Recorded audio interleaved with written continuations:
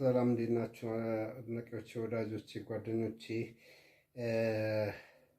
ሳይጠፋብኝ ልናገር ብዬ ነው። ምክንያቱም በቆየ ቁጥር ቃላት እየመረጥኩኝ እየሰበሰብኩኝ ለእናንተ ጋር ለመድረስ አስቤ ነበርና እየቆየሁ በሄድኩኝ ቁጥር እንዲያውም አገኘሁ ያልኳቸው ቃላቶች እየጠፉብኝ ግራ ገብቶኝ ዛሬ ይለይልኝ ቀረጻውን እያካሄድኩኝ እያለ የሚመጣልኝ ቃል ለመናገር ነው የመጣሁት። ምክንያቱም እናንተ ያደረጋችሁ ነገር ጉድ ሰራችሁኝ ብል ነው የሚቀለው።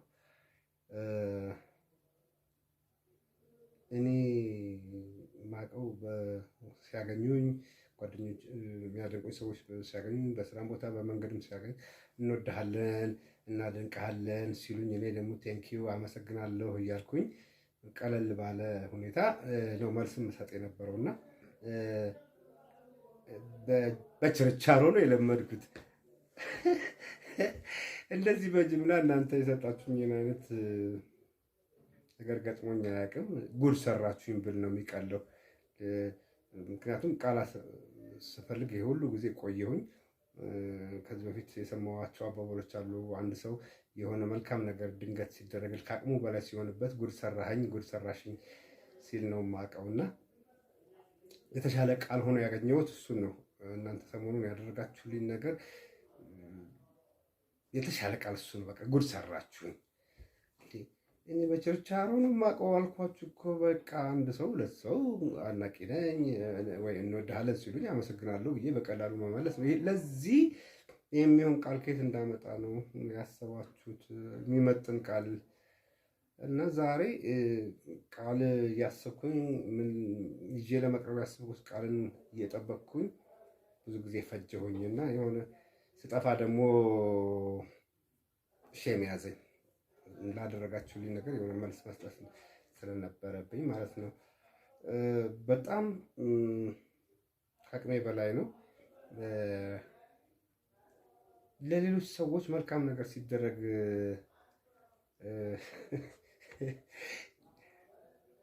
ሰዎች ለሌሎች ሰዎች መልካም ሲያደርጉ ሳይ ነው እኔ የማውቀው። እንደሱ ስመለከት ራሱ እንባ ነው የሚቀድመኝ። በሌሎች ሰዎች ያየሁት ነገር እንባ የሚቀድመኝ ከሆነ ለእኔ ሲደረግ ደግሞ ምን እንደሚሰማኝ የመግደል ሙከራ ነው ያደረጋችሁብኝ ብል ነው የሚቀለው። ሲሪየስሊ አይ ዶንት ኖ ምን እንደምል።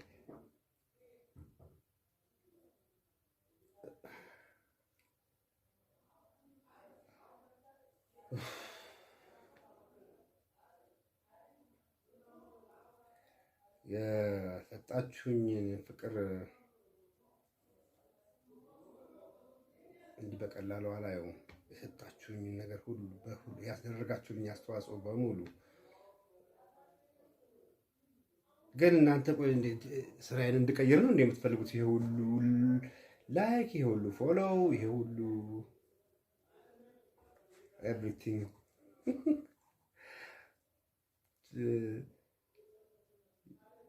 የሰጣችሁኝ ፎሎው፣ የሰጣችሁኝ ላይክ፣ የሰጣችሁኝ ኤቭሪቲንግ ሌሎች የቲክቶክ ቤተሰቦች ያንን ለማግኘት በጣም ብዙ እንደሚልፉ አይቻለሁኝ። በጣም ደክመው ነው የሚያገኙት። በጣም ደም ተፍተው ነው የሚያገኙት እና በቀላሉ አላየውም። የሰጣችሁኝ ከፍቅር በተጨማሪ የሰጣችሁኝ ፎሎ እና ምናምን ምን እንደማደርገው አላቅም። ነግራችኋለሁ። ለቲክቶክ አዲስ ነኝ፣ ግን እድሉ መባከን እንደሌለበት ግን ይሰማኛል። ከዛ ውጭ ግን ገና ጀማሪ ቲክቶከር ነኝ። ፖስት ማድረግ ምናምን ራሱ እየተለማመድኩኝ ነው።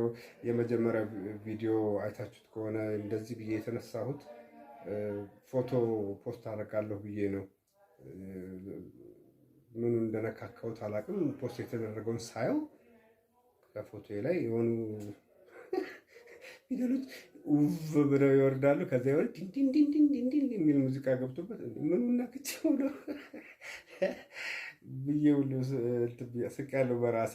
አሁን ግን ገብቶኛል። በነገራችን ላይ ምን ነክቼ እንደዛ እንደሆነ አውቄያለሁ።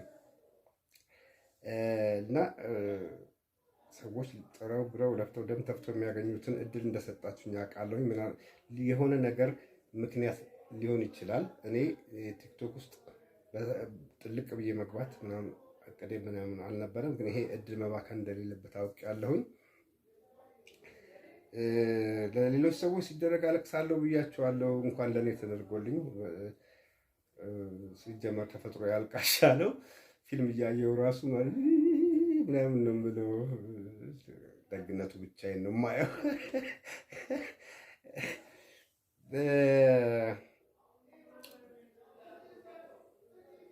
ሌላው ደግሞ የተረዳሁት ነገር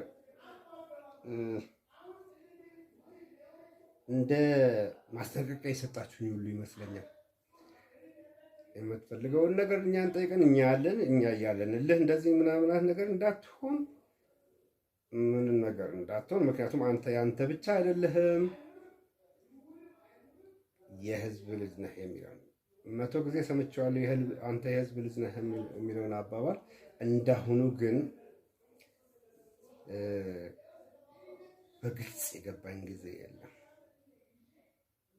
በተግባር ነው ያሳያችሁ እናንተ የህዝብ ሰው መሆኔን ማለት ነው። ከቃል በላይ ትርጉሙን በደንብ እንዲገባኝ ያደረጋችሁትና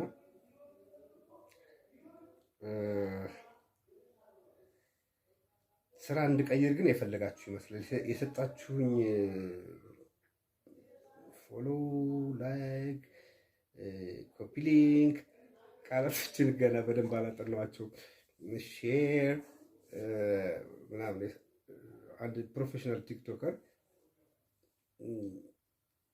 ያለውን አይነት መጠን ያለው እንትን የሰጣችሁኝና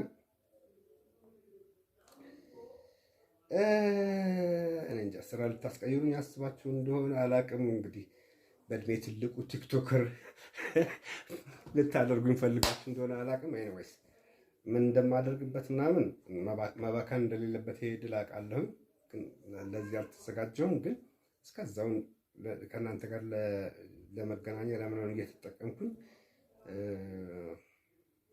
ወደፊት ደግሞ በሰጣችሁኝ እድል ምን እንደማደርግበት አስብበታለሁኝ። ያቺ የተለመደችዋን አመሰግናለሁ ልበላችሁ። እግዚአብሔር ይመስገን ዛሬ ተሳክቶልናል። ዛሬ በጣም ደስ ብሎኛል፣ ምክንያቱም ከቤላ ላክስ ጋር የብራንድ አምባሳደር ሆኜ ተፈራርሜያለሁ። ይህም ደግሞ የመጣው በእናንተ ሰፖርት ነው እና በጣም ነው የማመሰግናችሁ። ከእንግዲህ በኋላ እንግዲህ የቤላ ላክስ የሴቶች የፀጉር ቅባት ዋና ብራንድ አምባሳደር ሆኜ በሶሻል ሚዲያዬ እንደዚሁም ደግሞ በእነሱ ሶሻል ሚዲያ የማስታወቅ መሆኑን እገልጽላችኋለሁ። እወዳችኋለሁ። በጣም አመሰግናለሁ።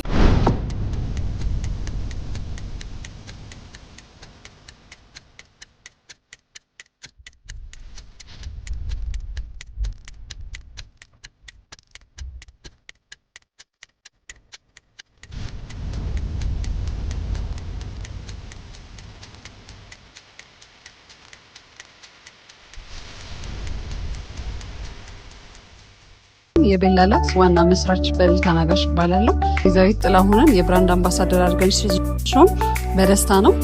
ከዚህ በኋላ ያሉት ምርቶቻችንን በሷ በኩል